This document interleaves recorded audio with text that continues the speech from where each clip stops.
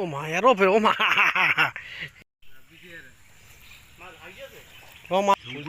ফুলদের গোড় ধানে ফান্দিছে না তো স্টিং কম ওরে পড়ে সাধু বুঝছিস? হ্যাঁ কই মাছ কই মাছ বৈরেলি হ্যাঁ বইরেলি ফান্দিছে এই না যে নদীর উপর কোথায় ও মাছ উঠে রে বাবা ও খালি বসা আছে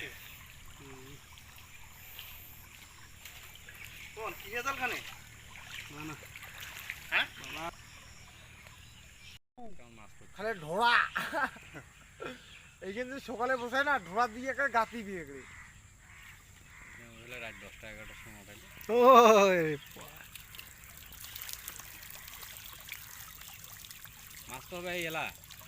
এটা কেন দারুণ মাছ না এই টনির মাছ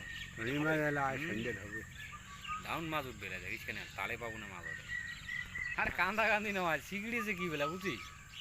পিন্টু মুই রাব্বি সবাই ভাল নয় ভাই এটা চলে যাই হইলে আওয়াজ কোনোদিন পাইও নাই ছোট থেকে বড় হইলাম নয় হ্যাঁ মামু তো জীবনে রে দিখলা একদিন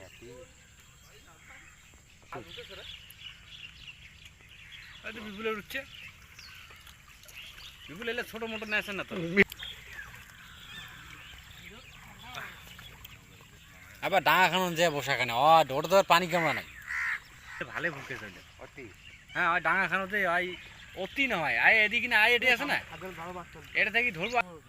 না না আর টাকে সাইজ ছোট ছোট বড় ফাঁক আছে তো ওখানে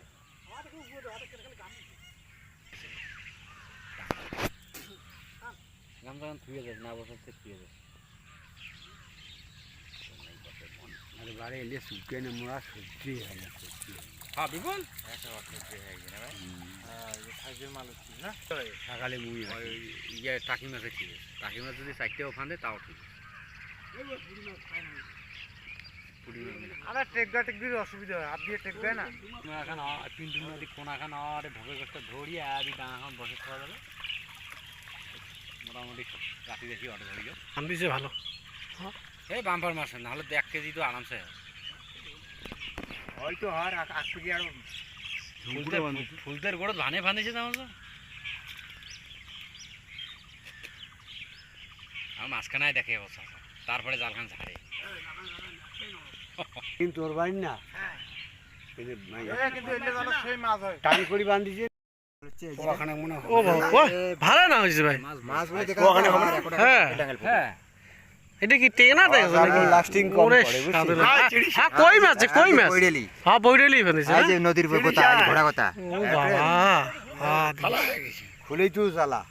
খুব জ্বালা কই আর ভিতর কি ধর পড়ে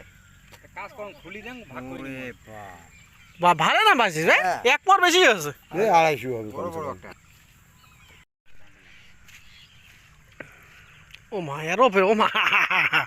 এরও দেখো কত টাকি লেয়ার ফান্দিছে না বাহ বেশি ভালোই পানিছে না